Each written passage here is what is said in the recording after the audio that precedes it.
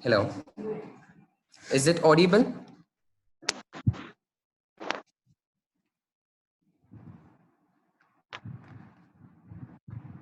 Is it audible? Yes, it is audible. Yes. Okay. Yes. Okay, ma'am. Thank you. Thank you. So, can we start, ma'am?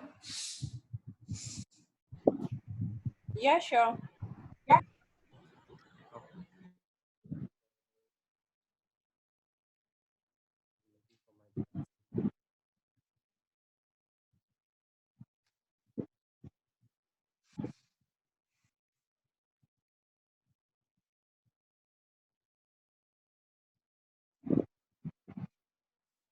So, very good evening, everyone. So, I have given a chance to do a webinar through Class3 on food preservation methods. I'm S. Shanmugavel, pursuing BSc Biotechnology, third year. So before getting to know the methods of food preservation, let us know what is food preservation.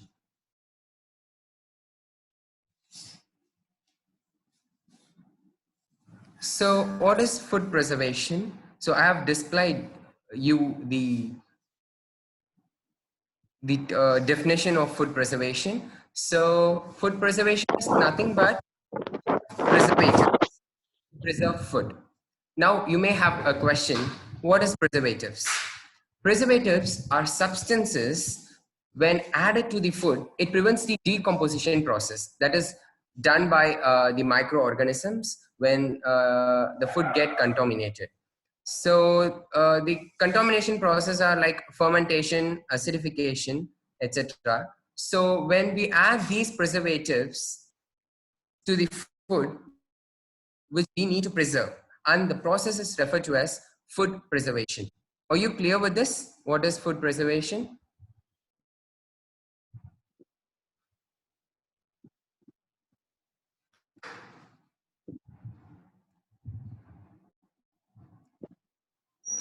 Okay, now let's see the methods of preservation. So there are three major methods of food preservation. So the first one is physical methods, chemical methods, and biological methods. So I told you that there are three major. So these are the methods followed in industries. So the first is physical method. Let's see what are the physical methods involved for the preservation of foods. So the first is in physical method is irradiation. So irradiation, as the name indicates, so it involves the use of rays, especially ultraviolet rays. So when these rays falls on the food, it controls the growth of microorganism. So next is we should not use this rays at high doses because high doses may induce radioactivity in that food, so may cause cancer related problems. So only industry use at a limited scale, so they have some terms and conditions to use the radiation. So when the foods are irradiated at low doses, so it extends the product shelf life. So shelf life is nothing but we are elongating the product. So shelf life. So I'll tell you what is shelf life. So for example, if a bakery item when prepared without addition of any preservatives can be stored for 1 day, but when it is irradiated, it extends the shelf life. That this can be stored for 2 to 3 days. Okay, so I think I got the point. So if it is for 1 day, when irradiated, it can be stored for 2 to 3 days. So most commonly, bakery products are preserved by this method. So next to this, let's 1,000. see the benefits. Uh, Sorry. are you sharing something? Because we are not able to see anything. No, ma'am, I'm not sharing. Can you see my display? No, actually it is coming black. So No, ma'am, I'm not sharing anything. Now it's okay? Okay, if you are not sharing, then it is fine. Okay, ma'am. Can you see my display, ma'am? No, we are not able to see your display as well. Anyone other participants can able to see this? See my display? No. Oh, Maybe wait. you can reshare. Stop sharing and Yes, then. ma'am. Can you see us? Yeah, now we are able to see. Okay, ma'am. Or can I start from the first, or let me continue? You can continue, I guess. Okay, ma'am. So I'm talking about the physical methods that I told you, this irradiation. So when this process takes place at when we use radiation at low doses, it extends the product's shelf life. So most commonly, bakery products are preserved by this method. So next is benefits of radiation. So it reduces the risk of foodborne diseases. We know typhoid, cholera, or some of the foodborne diseases that would occur to us when we eat the contaminated foods, and less need of some additives. We no need chemical additives. So if we irradiate the food, then no need for additives. And when this irradiation process used for the vegetables like potatoes, onions, so sprouting, there is reduced sprouting potatoes and onions. Okay, so next to that, let's move to the drying. So the second physical methods of preservation is drying, especially freeze drying. Freeze drying is nothing but many food products contain water content in it.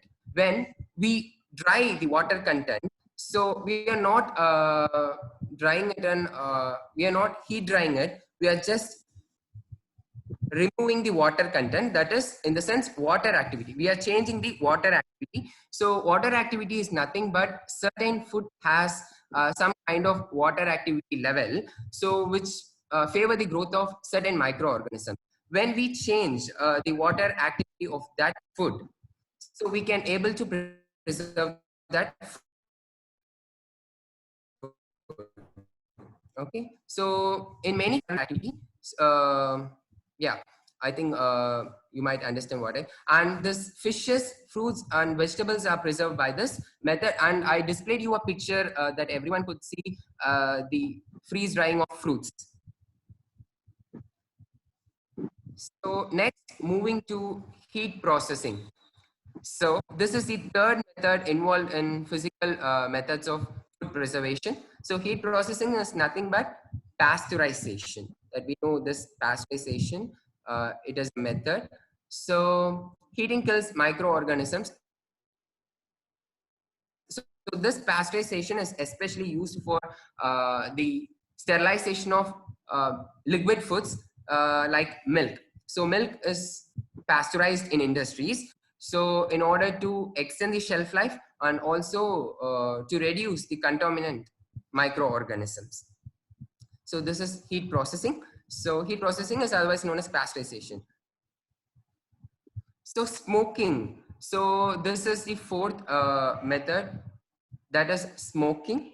So in it is mostly followed in European countries. I don't know whether they are following in India or not. So this is it has been followed in European countries. So what they do is they expose the food materials to the smoke from the smoldering material. Smoldering material is nothing but like wood. When we burn the wood, we'll get smoke, and those foods are displayed over the smoke, and so that the food get sterilized, or we can able to preserve it for a long time.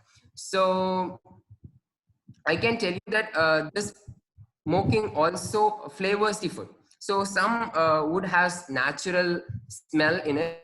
So when we smoke the food, this natural compound present in the wood acquired to the food we are trying to preserve. So that when we eat, we can able to feel the uh, what to say. We can feel the flavor from that we have obtained from that. Shamuel, I have a doubt. Yeah. You mentioned about freeze drying, what is Yes. the temperature for that particular product? What is the temperature? Yes, Manikandan, I'll definitely answer to your question. So, actually, there is no temperature involved in this process, Manikandan.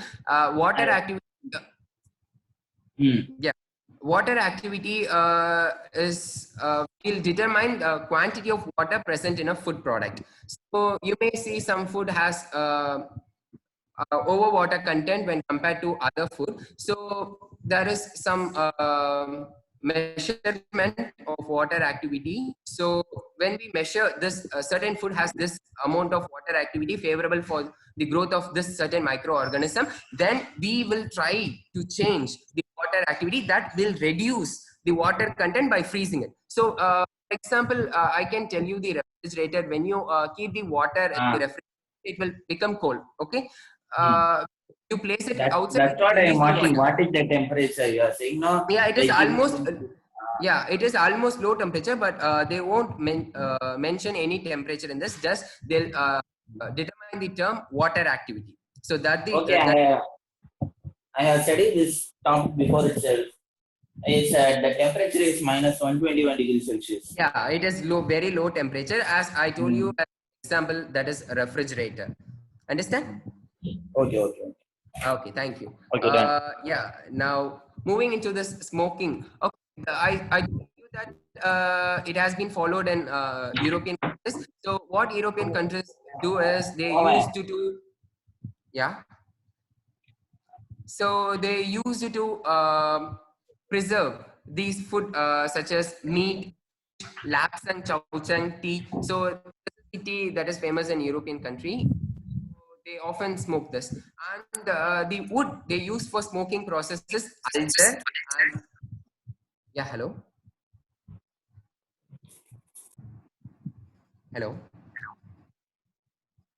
okay. So sorry, I can't hear you.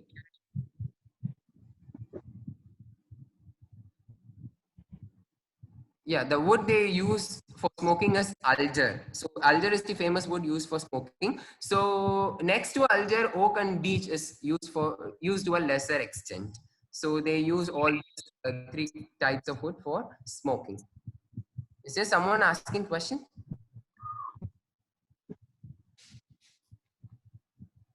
Okay, next move to the last physical methods of food preservation. So this is almost similar to freeze drying, but we'll preserve the food by storing it in a room temperature or in a refrigerator has a temperature of 0 degrees Celsius, between 0 degrees Celsius and 5 degrees Celsius.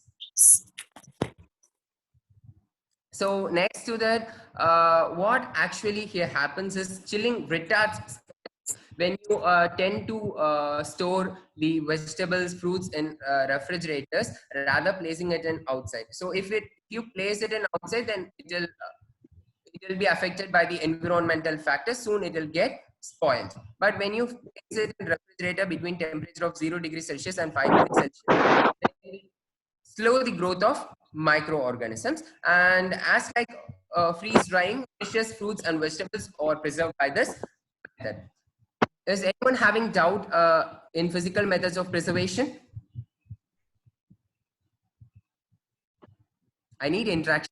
Someone me.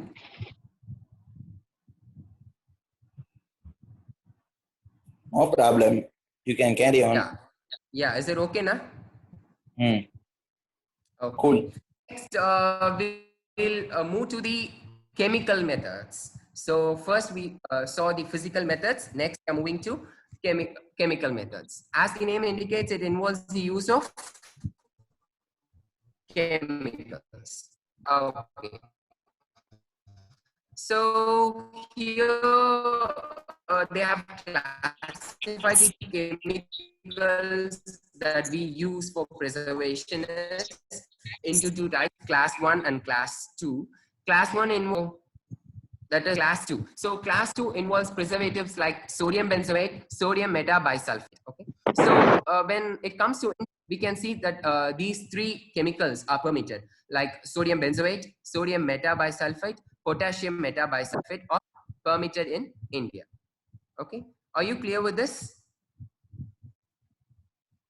Next, moving to sodium benzoate. You can also call sodium benzoate as sodium salt of benzoic acid.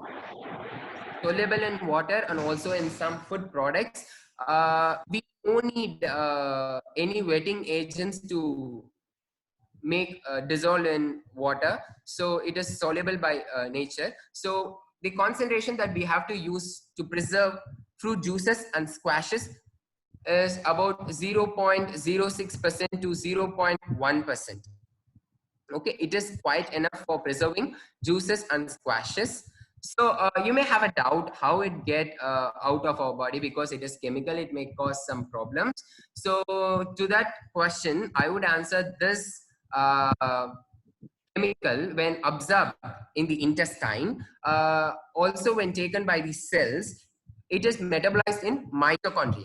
Actually, it is metabolized in mitochondria to hypuric acid, then it is cleared out by the kidney. It means that it will get released out of the body through urine. Okay, so jams, jellies, and juices are the most commonly used things for preservation by using this sodium benzoate. Okay, are you clear? Do you have any doubt in this? Okay. So next, moving to potassium metabisulfate and sodium metabisulfate. I'm here talking about only the chemicals that are allowed, that are permitted in India, not all the chemical preservatives, because we should know what they are doing in our country. So that's the reason. And when this chemical, these chemicals like potassium metabisulfate and sodium metabisulfate added to a fruit juice, actually these two chemicals only used for the preservation of fruit juices, and especially the product that we obtain from fruits. Okay, so when this potassium metabisulfate added to the fruit juice, it will react with the acid, any acid it may be, it will react with the acid to produce a compound called sulfur dioxide. So sulfur dioxide is very effective in killing the harmful microorganisms that we usually know. And this for the preservation of colored food material, because it acts as a bleaching agent. So as the name indicates, it leaches out the color. It results in decolorization. So the food will lose the color. And who has estimated that about 20% of food, without having any knowledge regarding this chemical before days. So when we use this for the preservation of colored foods, who has estimated now that 20% of world food is getting what to say, it is getting damaged by addition of this kind of potassium metasulfate because of loss of knowledge regarding this chemicals. So when this chemical has been taken by some peoples, it causes aggravate asthma. Asthma is nothing but wheezing problem. So this in some people, not in everyone who has taken this food which has been preserved by this potassium metabisulfate. And moving to the next method. Anyone have doubt in this regarding the chemical methods of preservation? I need interaction. Someone interact me.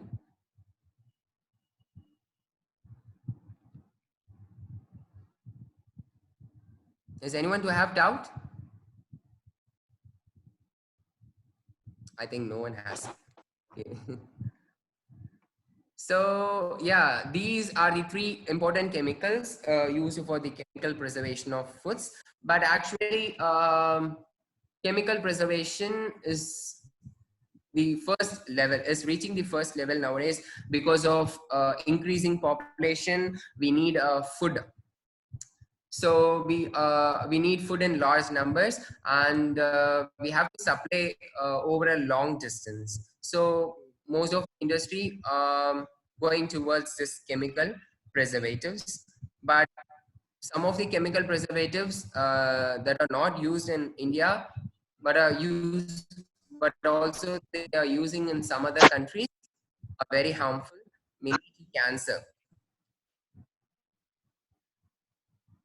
Next, Next, moving on to our, as a biotechnologist, I should be proud to saying this biological methods of food preservation.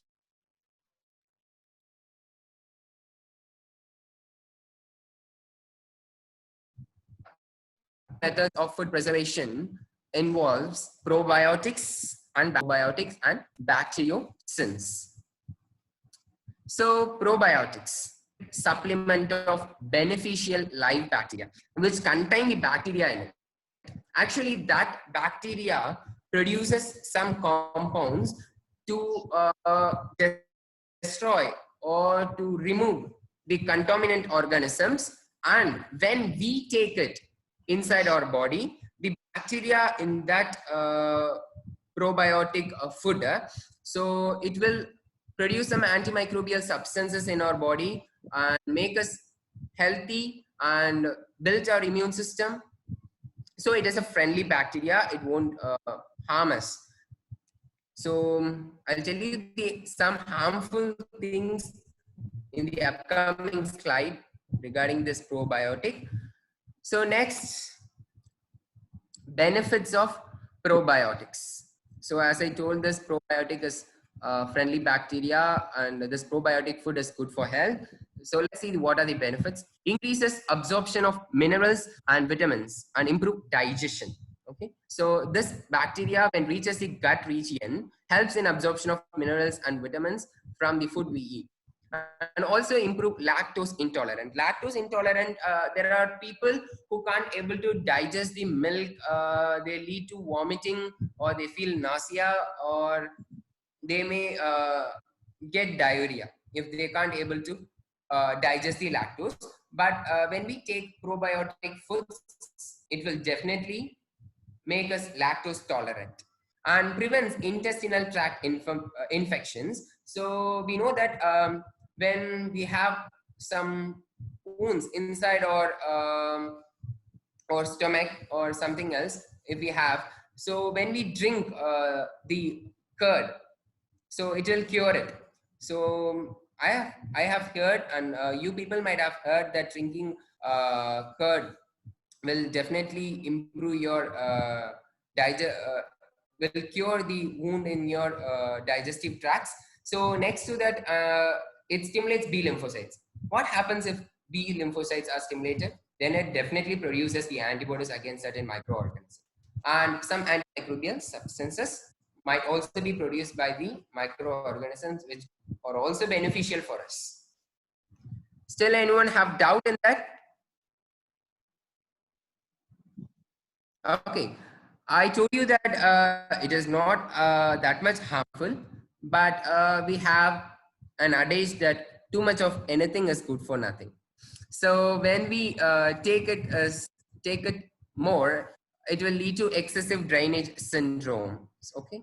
Next, following that, it will cause headache, leads to diarrhea, constipation, production of intestinal gases. These are the side effects when we take too much of probiotics. So it will do that. So limit is good. So moving to the examples of probiotics. So here I have given some of the examples of probiotics in food. So probiotics refers to the microorganisms, as I have mentioned you earlier. So here we have examples such as milk and yogurt, cheese, and buttermilk. So milk has Lactobacillus acidophilus, which is a probiotic organism. Yogurt has Lactobacillus bulgaricus and Streptococcus thermophilus, which is also a probiotic organism. And following that, cheese and buttermilk has Lactobacillus species. Okay, it is something, I think so, it is Lactobacillus bulgaricus. So these are all beneficial organisms. Okay. Moving to bacteriocins. So this is also one of the biological methods of preserving food. And you might have questioned that what probiotic is a preservative. I told you that that food itself is made up of microorganisms, and bacteria will be in live condition. So that will produce some compounds or substances to destroy the contaminant organism, and when we intake that food, it also helps us. It also makes us fit and healthy. So moving to bacteriocins. So what is bacteriocins? So it is a protein which is ribosomally synthesized. You may get shocked. It is a toxic protein. Actually, it is not toxic for us. It is toxic to other contaminant microorganisms, and they are not lethal to the producing strain. If a strain produces that toxic, it won't affect that. Okay, like snake. Snake has its own poison, but it only if bite some other organism, it will become venomous. So they are secondary metabolites just like alkaloid metabolites in plant system. So they are produced at the secondary growth of microorganism. So the first bacteriocins identified in the year 1925 was colicin. It was identified from the bacteria Escherichia coli. Is someone asking? I can hear someone talking. Okay, moving to the examples of bacteriocins. I told you that colicin was the first isolated bacteriocins from E. coli.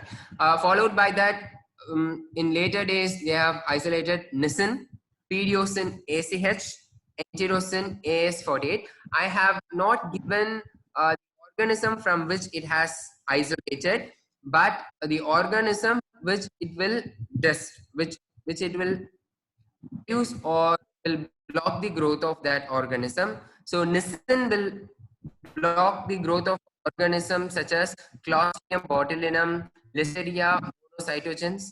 So these organisms widely occurs in cheese, camembert, ricotta cheese, all are belongs to cheese family. Hello, is there anyone talking? Okay. So next, pediosin ACH. So it will act against Listeria monocytogenes and Staphylococcus aureus and E. coli. Wait,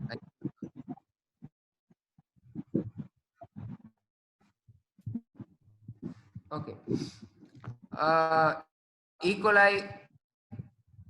So it will reduce the growth of these organisms that is found in milk and cheddar cheese, and enterosin, so which destroys the organism.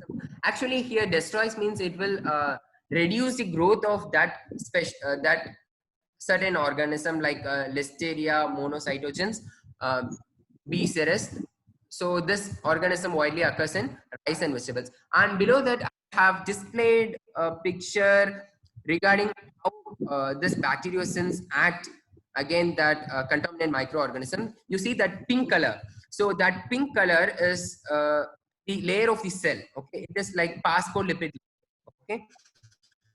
Next, you can see above that pink layer, you can see nisin. So nisin is a bacteriocin, organism. It creates pores. Okay, what happens if it create pores in the contaminant organism? Definitely, the organism will not be alive. So all the cellular content will be outside, and ultimately it would lead to the death of that microorganism. Okay, is there anyone having doubt regarding the picture display?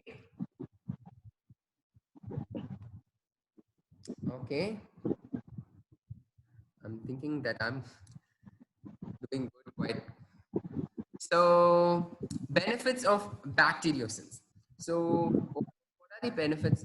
It is safer preservatives than chemicals. Always there may be some what to say, there may be some work that would damage to the environment, but it also helps, like GMOs. So some countries has accepted GMOs, that is genetically modified organisms or food, anything it may be. It is also from biological version that biotechnologists have done that work. So though it has some demerits, it also have some merit. Likewise, all biological methods have some merits, but though they have merits, it is only a limited level, not in a mode. The first benefit of bacteriocin is safer preservatives than chemicals. I told you that chemicals, when getting into the body, it would not support everyone's body system. It would cause certain changes in everyone's body system. So it is quite good preservatives than chemicals. More accurate efficacy. It acts in a good manner. And the third is it inhibit the growth of pathogenic microorganisms. Either it may be bacteria or anything else like yeast, anything it may be. Act as natural preservatives. So these organisms or in the environment, if we intake those organisms, it won't do anything in us. Okay, so still, do anyone have doubt in this action?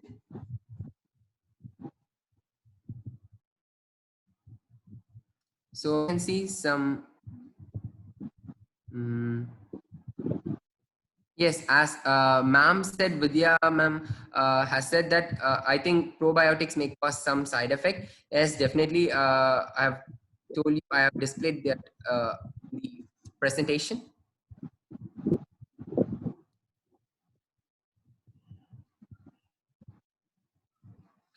Okay, next moving to,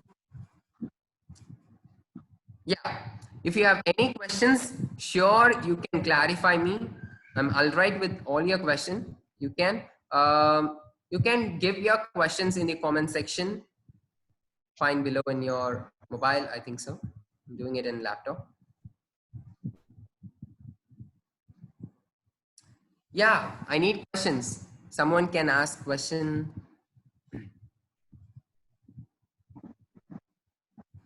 You can talk to me.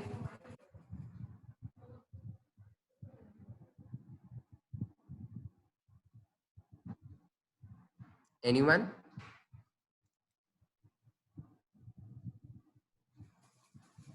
Thanks, Anmudal. The class was very interesting and it was full of information. Thank you, ma'am. We are happy to have this class. Thank you, ma'am. Thank you, ma'am. And yeah, finally, I would like to thank and appreciate. Ritik has raised the query. I think the query is quite good. Yes, ma'am. Yes, ma'am. I'm all right with my explanation, ma'am.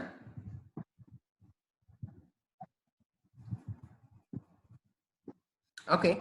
So finally, I would like to thank and appreciate Class 3 for giving me this opportunity to develop the skills of students in this quarantine period also. And they are developing the teaching skills, speaking skills, and also the listening skills of the participants. So definitely, I heartfully appreciate Class 3 for this work they have done. So thank you. Sure, we'll do many webinars in the upcoming days. And if anyone have doubt, sure in the comment section.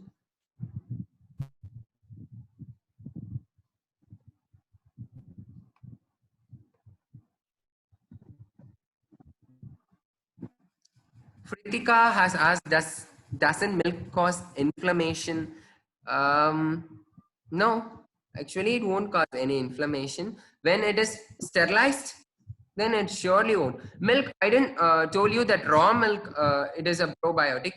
Only we'll intake the milk after heating or boiling it. So one day after we'll intake the milk after heating it thoroughly. So I think there won't be any inflammation problems. And thank you, ma'am. Good attempt, but I think there is some network. Yes, ma'am. Yes, I do have some network problem. I think so. Thank you. This is my first attempt.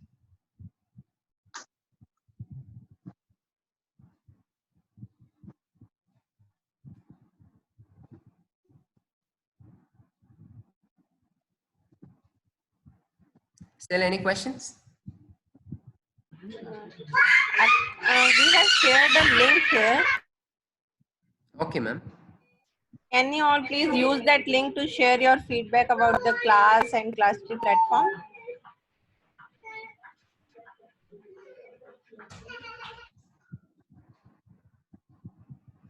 So kindly participants do go that website that has been given by the class tree. So you can,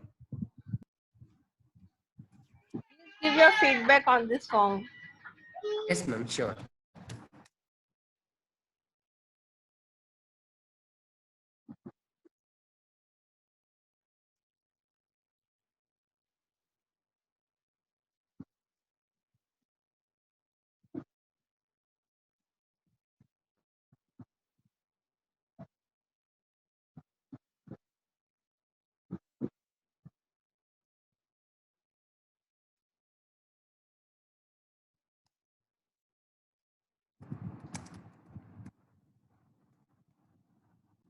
I have submitted on the Google Doc form my review.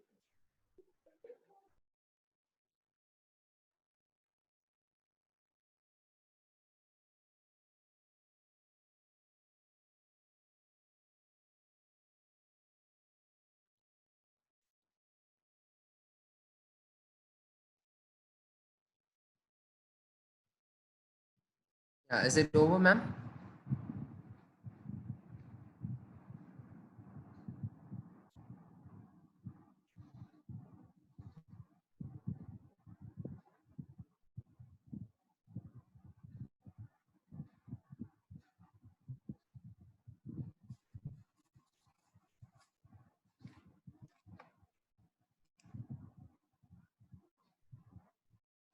Thank you, ma'am. Thank you. Thank you so much.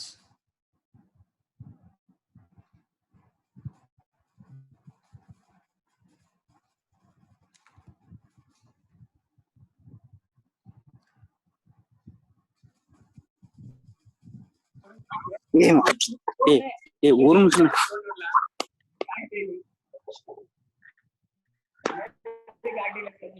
ரெண்டு பேரும் விளையாண்டியா சூப்பரா இருக்கும்டா Kindly unmute.